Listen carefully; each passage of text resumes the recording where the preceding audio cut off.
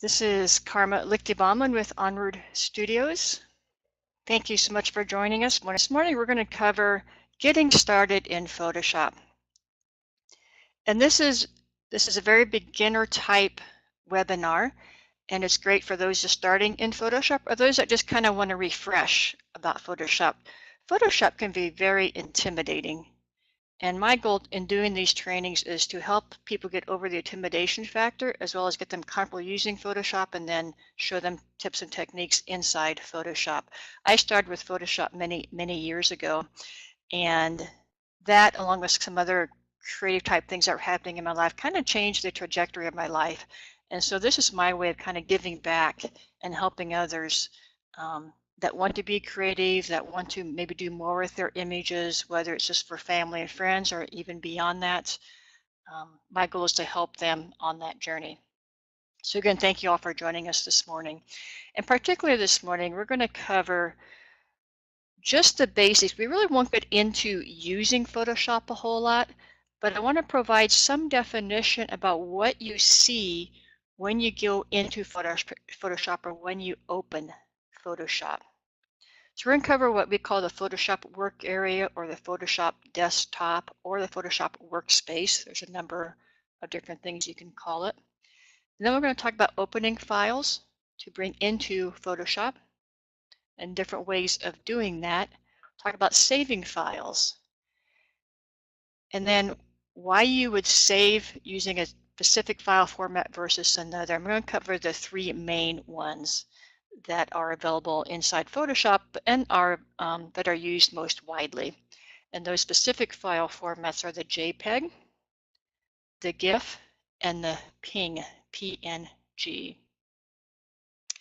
All right, so let's go ahead and we're going to start with the Photoshop work area. I have several slides here that just kind of provide some definition. This is what we see when we go into Photoshop, minus the image. I had opened that image before I took this screenshot. But we have a lot of things happening around the image, and that's where it can be very intimidating. Where does one begin? Well, let's start with just providing definition to those things that we see on the Photoshop desktop. The very top of the Photoshop desktop or Photoshop work area is the main bar, or the main menu. This is where we go to do different things inside Photoshop. Right below that is what we call the options bar. I've also heard it called the control bar. That bar across here shows us parameters that are available for the currently selected tool. Going down our left-hand side is the toolbar. So as we select different tools, this will change the options bar at the top, because each tool has their own parameters or their own options, and you'll see this in action in just a sec. On the right-hand side are panels. Panels do various things for us inside Photoshop, and we will work with certain panels a lot more than other panels. And as I do these webinars on the 3rd and 4th Fridays of each month, we'll be covering different panels, and you'll become more familiar with and how to use those panels. At the very bottom, whoops, my little thing will go away there. At the very bottom of the Photoshop desktop, below the document window, is what we call the status bar, and probably not even hardly ever noticed. But it does give us some helpful information, and I'll show you in just a sec the different types of information we can have displayed on that status bar. And then finally, the obvious document window, which is where we actually see our image or our document. So there's the definition and the terms that we use to give the Photoshop desktop some definition as we work with it.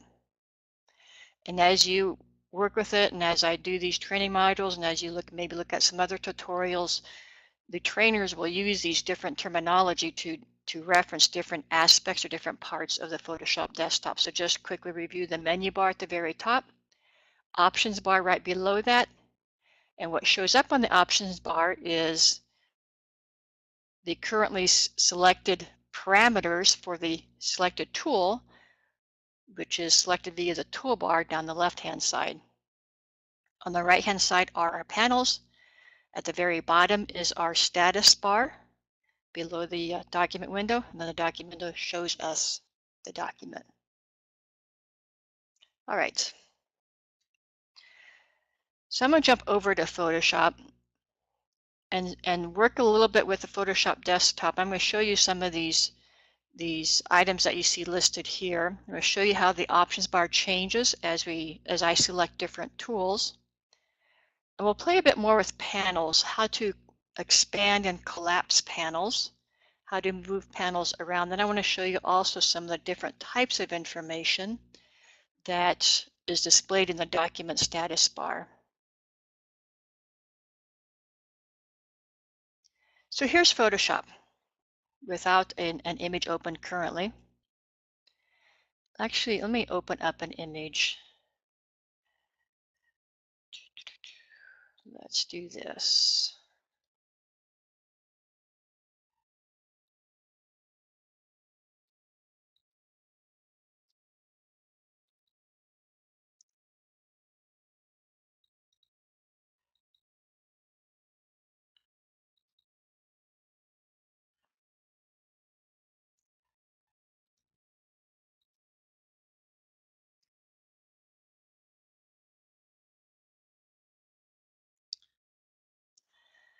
All right.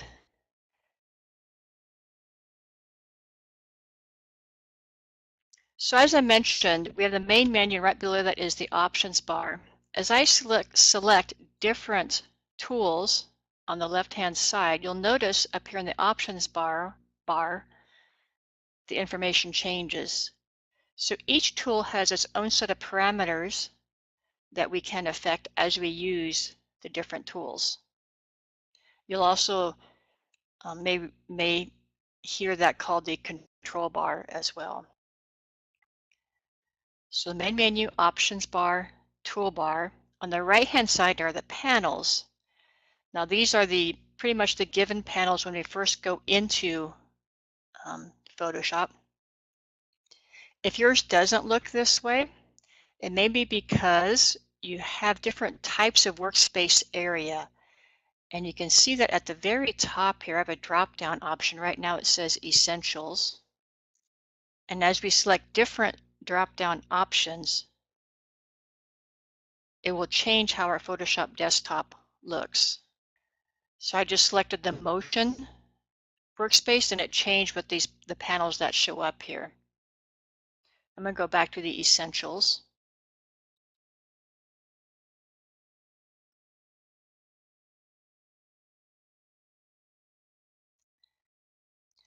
And these are the panels used most often in what they call the Essentials workspace.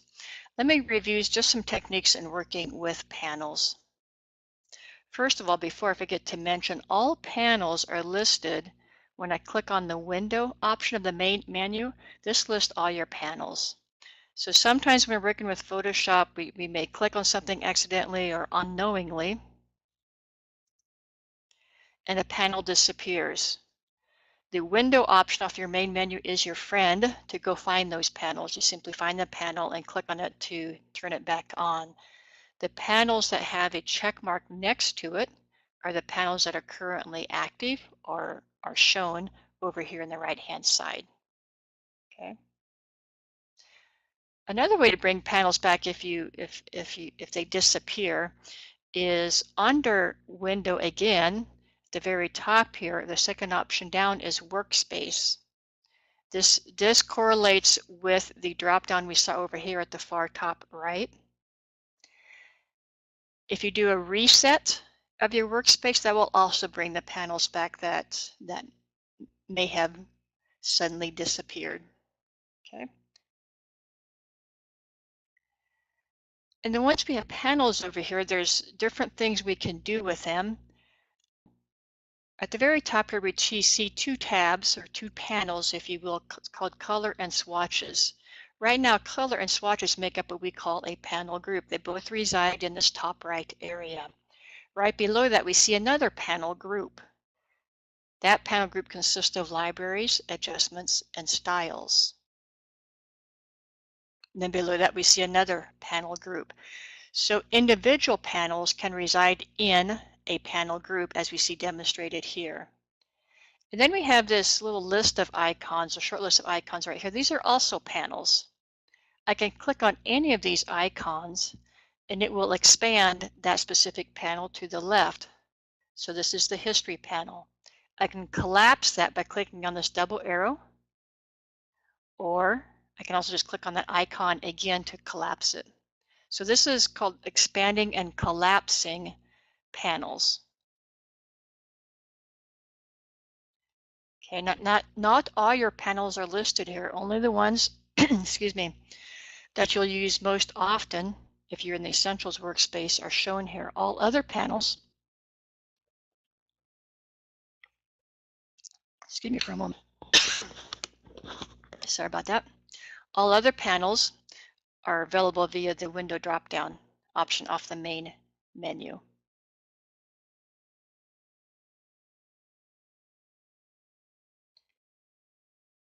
Yeah, there's a question there about moving panels around and putting them in different panel groups, and I'm going to show you in just a second. In fact, we'll go into that on moving panels around.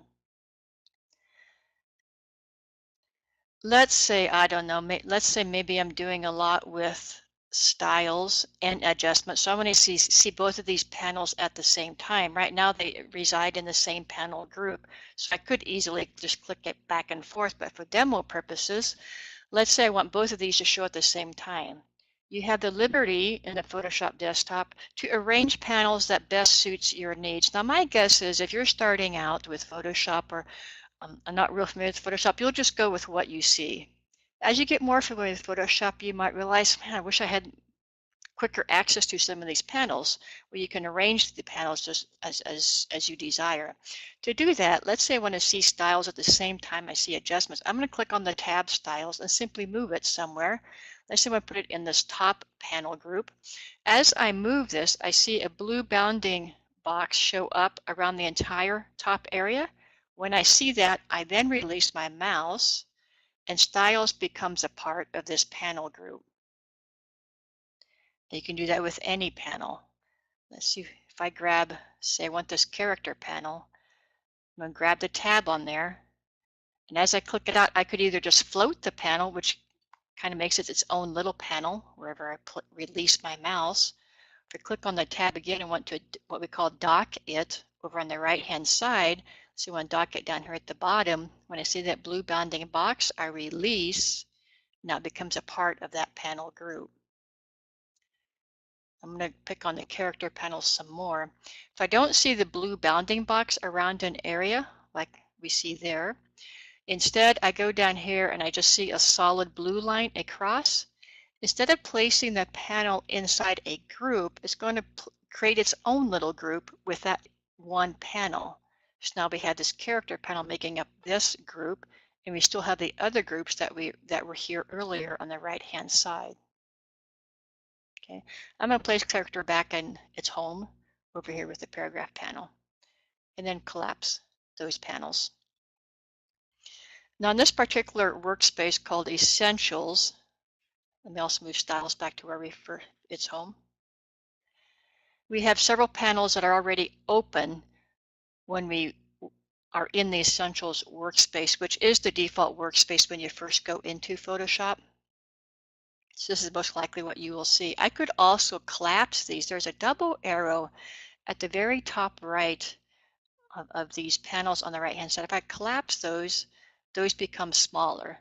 Icon with a name, I could even collapse them further by taking my cursor between the icons and the list and just dragging it to the right. Sometimes it's nice to get more real estate to work with our images, so some of these techniques that I'm showing you will give you more real estate.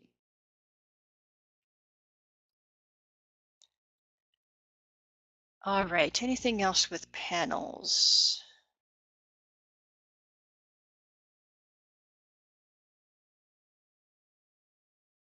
Let me talk a bit about the document status bar,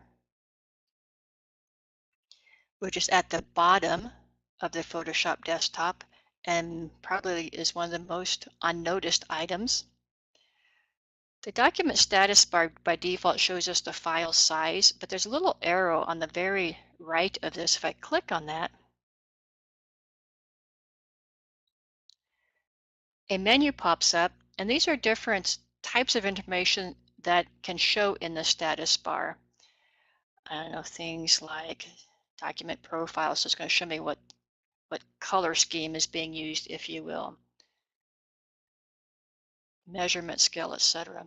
I do find by default the document sizes is most helpful.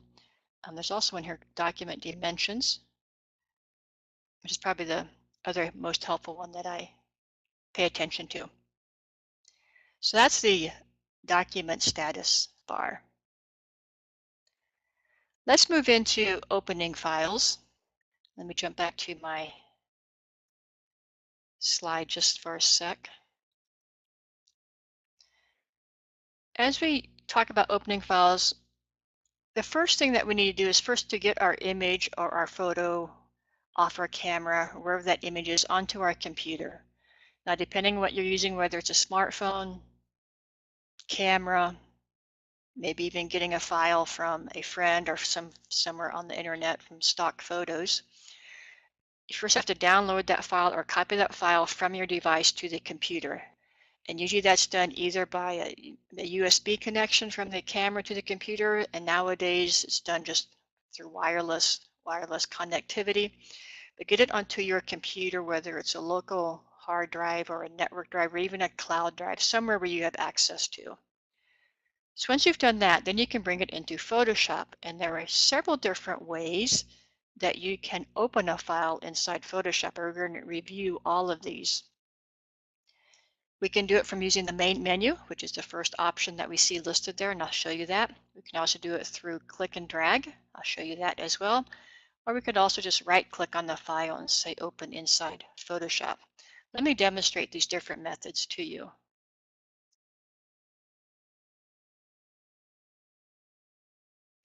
And yes, there's a question about, can I open multiple files at one time? You certainly can. And I'll try and remember to show that to you as well. Let's start with doing just a normal method. When I'm inside Photoshop and I want to open an image that I've placed on my computer somewhere, I'm simply going to go to the File option of the main menu, choose Open, and then navigate where that image is, and click Open. That will bring it inside Photoshop. The other way of doing is click and drag. I'm going to close this one that I just opened. Say I'm in an Explorer window, like so, and I want to open this particular image. I can just simply click and drag it over Photoshop. That's right. Because I have an open image, it places it inside that image. Let me delete that. I'm going to close this particular image, so I'm starting with a blank. Go back to my Explorer window, click and drag it over to Photoshop, release, and it will open up inside Photoshop. So that's the click and drag method. I'm going to close that. And then finally, the other method is to simply right click on an image, and down here say open with, and this may go off your screen there, but there's an Adobe Photoshop option. I can choose that, and that will also open up inside Photoshop. So 3 different ways. File open off the main menu, click and drag it over to Photoshop, or just right click it and say open with Photoshop.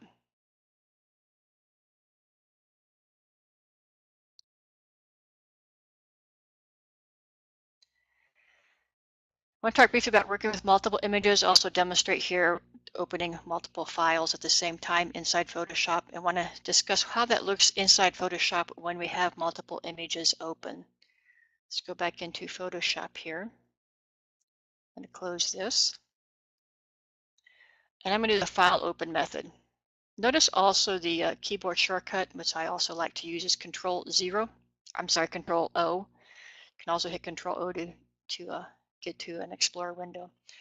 Let's open several files here. So let's open the GIF, the JPEG, and the PNG. whoops, I didn't want to do all of those. So what I'm doing here is I'm selecting one, then pressing down Control and clicking the other files that I want to open. I'm just going to stick with 2 files. So I clicked on Star GIF, then I held Control down or Command on the Mac side, click my other file, and click Open. If I want to click open several files that are all together, I can click on the first one, then hold Shift and click on the last one, and they will select all the files in between. Let's keep this simple though and just do 2 files and click Open.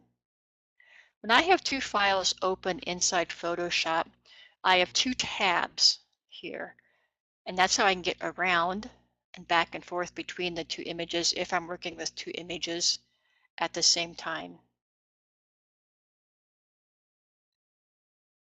We also have an option, instead of just seeing one at a time, under the window option of the main menu, there is an arrange option. And under there, you can specify how do you want to tile these. You can tile them next to each other or up and down from each other. This one here, consolidate all to tabs, is what we see now, the original setting. So let's say I want to do two vertical, and it will show me both at the same time. Now you'll notice when we were in that option under Arrange from the window menu, there's some here that are grayed out. Depending how many how many images you have available, some of these may or may not be grayed out. Because that's how you can arrange multiple images at the same time. And as we do further training and more webinars, I'll go more into how you can move elements between documents as well. Okay, let's go back to our little slideshow here. Now we're going to cover saving files.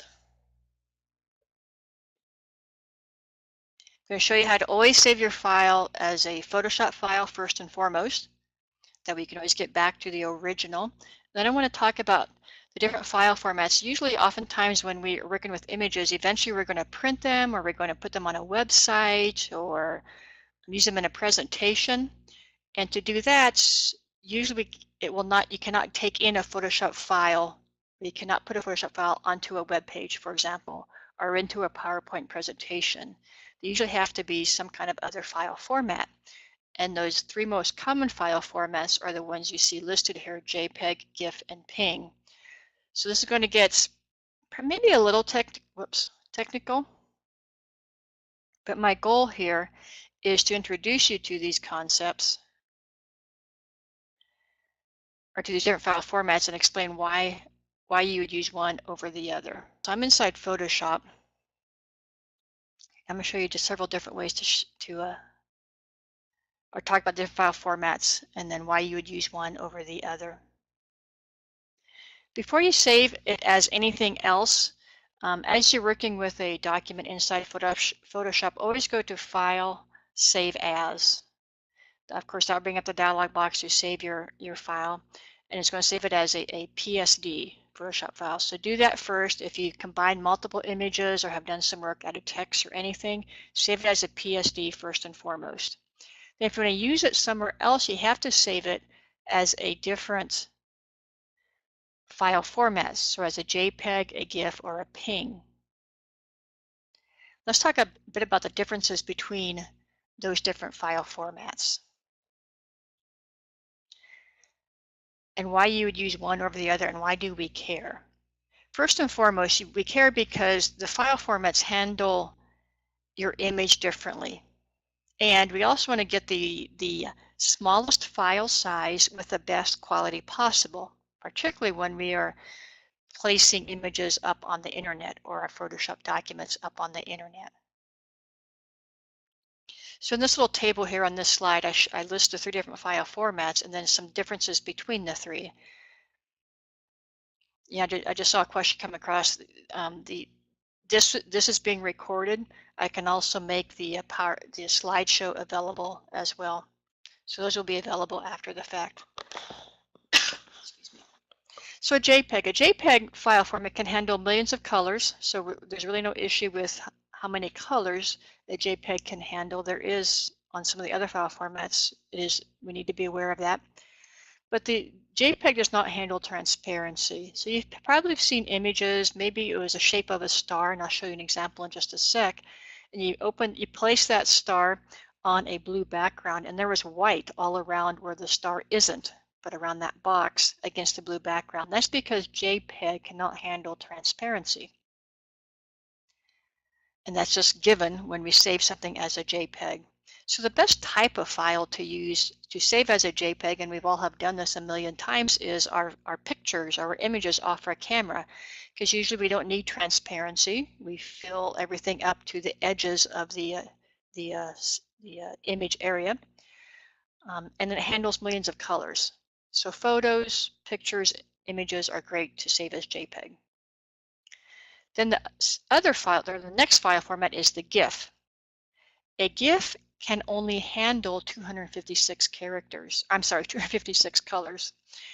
You may have noticed this, and I'll show you an example in just a sec, where you see something and you see banding of colors. This can happen when there's gradients or lots of shades of a color. You see, instead of a nice flow from one shade to another, we see color bands across the image. That's because if it's saved as a GIF, it's limited to how many colors it can store. But a GIF can do transparency. So that wonderful star that had a white background, if we save that star as a GIF and then place it on a blue background, we only see the star against the blue background. So types of files that are best to use for when you save it as a GIF are logos, because they usually don't have as many colors, or line art, so more simplistic type of artwork. In this next slide, I'm going to show you here's an example of a JPEG versus a GIF, and going back to the star against the blue background scenario. On the left-hand side is the JPEG, but has the obvious white around the star. And if it's saved as a GIF, we only see the star. And finally, the third file format that's most used is what we call the Dot PNG. It's kind of a combination of the two file formats we already talked about. Like the JPEG, it can handle millions of colors, and like the GIF, it can also handle transparency. So when would I use a PNG? I'll use a PNG because PNG of the three file formats gives me the highest quality. So I will use a PNG maybe on a header for a website, or the main image in the presentation that I'm doing, because I want a high quality image. I also may use it if I have an image, a picture of or photo of something, and maybe I want to fade it out around it, so it kind of fades into the background. To do that fading out, I need transparency around the edges, and PNG will handle that transparency. So those are the scenarios when I might use a PNG, when I know I need high quality, so first impressions, or it's a photo, but I need transparency, whether I'm doing a fade out, however I might be needing the transparency. On this next slide is an example of all three types of images. And it's the same image that I saved three different ways inside Photoshop. And this image is actually an image, and I think I had it open in Photoshop just a bit ago, of the tulip and the flower fading on the right-hand side. So it has transparency, and it's a photo of an image, so we need lots of colors to handle all the different colors inside a photo. When I save this as a JPEG, the photo itself, I see all the colors, but on the right-hand side it goes to white because JPEG cannot handle transparency. On the middle one, which is the example of the GIF, I see the banding of colors because there's lots of shades of blues and light blues in this image. GIF can only handle 256 colors, so started banding the colors up to 256 different colors or shades. Then finally on the right hand side we see the PNG. And this is how I would save this particular file, because it's an image that fades off to the right hand side and it fades nicely into my blue background of this slide. Okay. Let me show you of how we actually save these files inside Photoshop in these different file formats. I'm going to bring up Photoshop one more time. Now before I do any of this, I always save it as a Photoshop file first and foremost. And if I need to use this somewhere, I'm going to go to the File option of the main menu choose Save As, and then in the Save As Type dropdown, I get an option to choose different file formats. So there's my GIF option, there's my JPEG option, and down below here is the PNG option, which probably goes off your screen. Okay, so you do a file Save As, and then from the Save As Type dropdown, choose the file format you want to save it as after you save it as a Photoshop file. Okay, I'm going to cancel all the saving that. Any other questions on different file formats? Yeah, somebody comments about they always use JPEG, and that's probably is the one that you will use the most. Just be aware that if you're working with a logo or your simple line art or maybe just text, you'll get better results in a smaller file size if you save it as a GIF. But yeah, JPEG is by far the most common one that's used out there, and that'll probably meet most of your needs. The only exception to that would be transparency.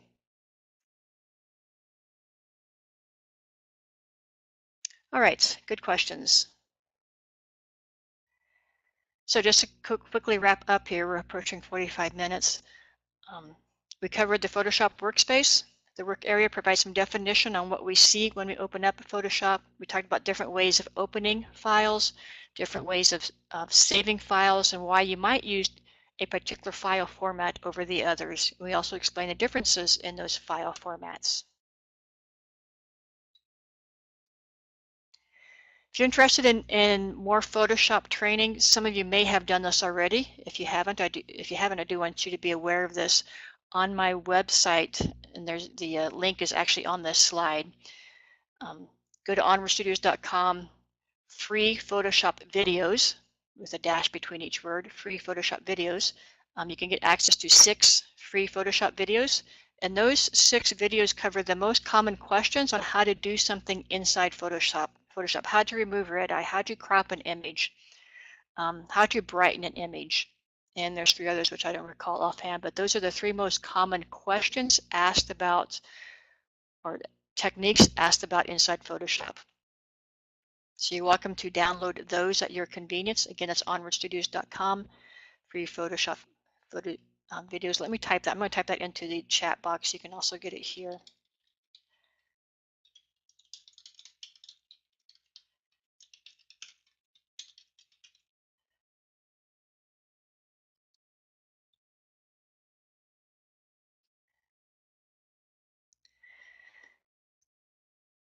And then just more places to get Photoshop information that I offer. In addition to the free Photoshop videos, you can go to my blog, onwardstudios.com, click on the blog option. And at the bottom of that page, you'll see a little drop down that lists categories. You can choose Photoshop there.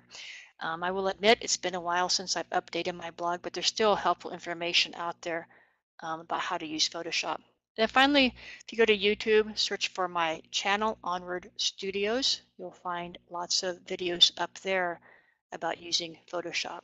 So actually, if you go to my channel, I do training on Photoshop and WordPress, so you're going to see a mix of videos when you go to my Onward Studios channel on YouTube. Okay, any other questions or comments about what we covered this morning? I certainly appreciate all of you taking time out of your busy days to join us, and I'll make sure that your questions are answered. If there's anything else out there, go ahead and let me know. Yes, I do these webinars. I do a webinar every Friday, except if there's a 5th Friday of the month, I don't do on the 5th Friday, but I do a webinar every Friday. The 3rd and 4th Fridays, I cover Photoshop. The 1st and 2nd Fridays, I cover WordPress. And I do these just to give back to the community, just to help others that are interested in sharing their creativity, whether it's through Photoshop or whether it's through doing a website or both. Join me on Friday mornings at these webinars. All right, I don't see any other questions coming in. Again, thank you all for joining us this morning. I apologize for some of the hiccups that we experienced. I'm trying to find the right webinar software to use, so I'm kind of exploring those options. This one does okay. I'm not real thrilled yet of some of the results I'm seeing. So just be patient as I find the right one for this type of training and these types of webinars. All right, everybody have a great weekend. Thanks for joining us, and hopefully we'll see you next week.